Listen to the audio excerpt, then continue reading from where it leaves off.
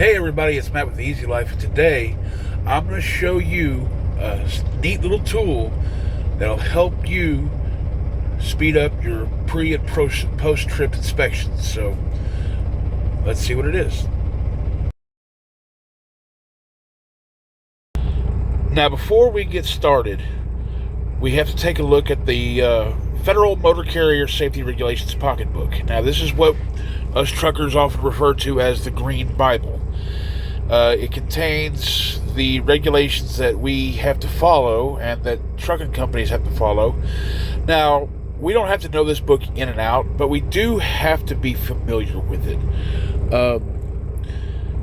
This is updated monthly, so every month we have to get a new one. This is an older one. I do have a new one. It is updated monthly, like I said, and the updates might be trivial, to be, quite honest with you. But we do have to carry a current one with us so that, even the trivial updates might actually, there's some updates they do that might change things. So I do have a newer one. I just don't feel like grabbing it. This one was, sitting right next to me on the seat. The newer one's in my little pocket on the door. But let me show you a couple things in here that you really ought to know. The first thing we're going to look at is 393.75 Section B. Any tire on the front of wheels of a bus, truck, or tractor shall have a tread groove pattern depth of at least 4/32 of an inch when measured at any point on a major tread groove. The measurement shall not be made where tie bars, bumps, or fillets are located. Section C says, except as provided in paragraph B of this section, tires shall have a tread groove pattern depth of at least 2/32 of an inch when measured in a major tread groove. The measurement shall not be made when tie bars, bumps, or fillets are located. And it gives you a little diagram of where not to measure. You don't want to measure on those, but those are wear indicators that will give you a good idea of when you need to have your tire replaced. Now, why are the steer tires required to have more depth than your drive tires or your trailer tires? It's really simple. Your steer tires actually experience more wear because not only are they rolling forward, but they're also doing this when you turn. So that puts more wear and tear on those particular tires. The drive tires and the trailer tires don't experience that extra wear. Now, my company, we require a little bit, DOT requires 4/32, 2/32.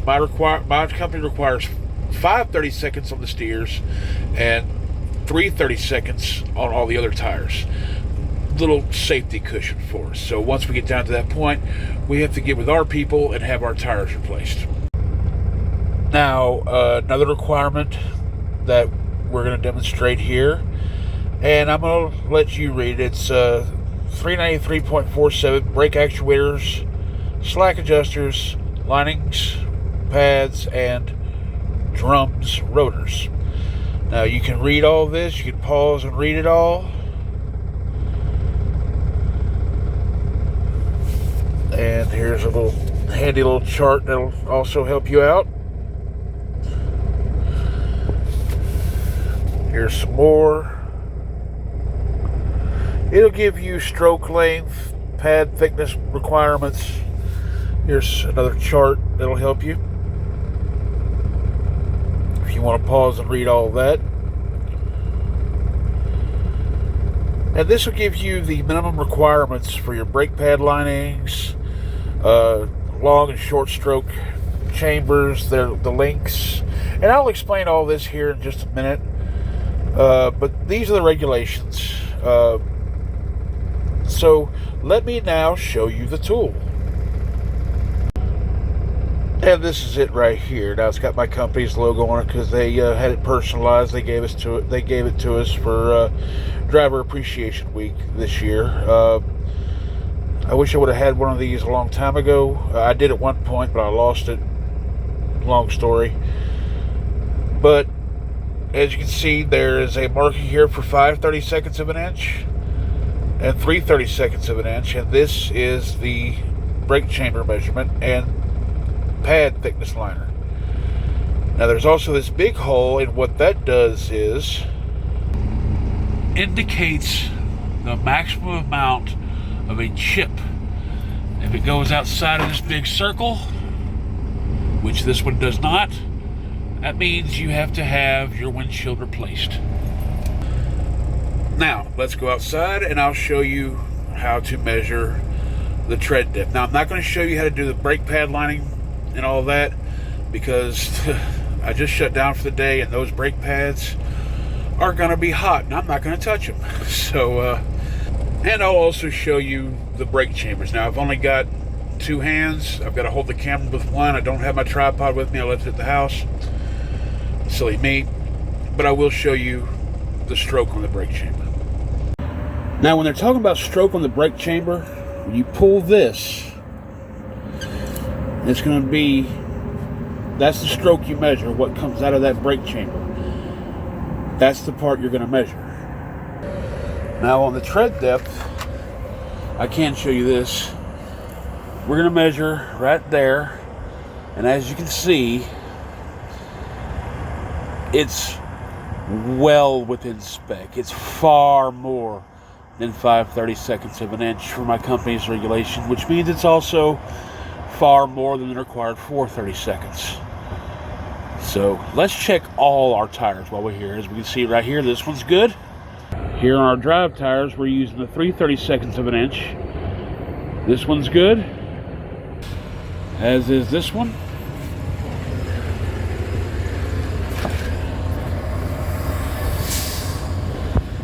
This one's good, but it will need to be replaced before too much longer.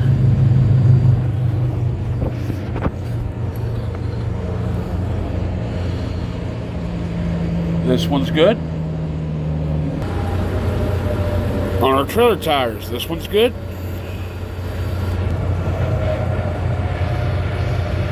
This one's good. This one's good, but it's going to need replacement soon.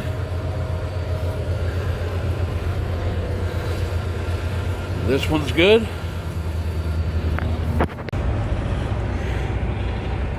This one's very good.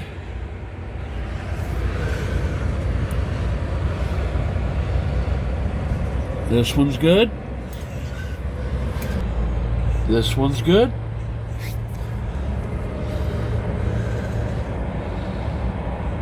This one's good. On our passenger side drive, this one's good.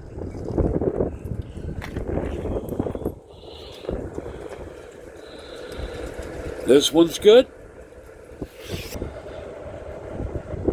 This one's good.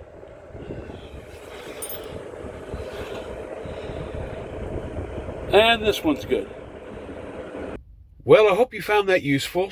Now, you can find these tools at a lot of major truck stops, and you can even find them on Amazon. I found one on there for, I think it was like $16.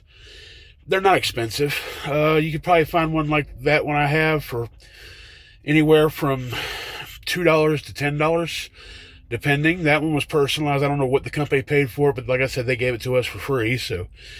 So I hope you learned something today. If you did, give me a like. Leave a comment below if you have any other questions. And until next time, as always, God bless and be good.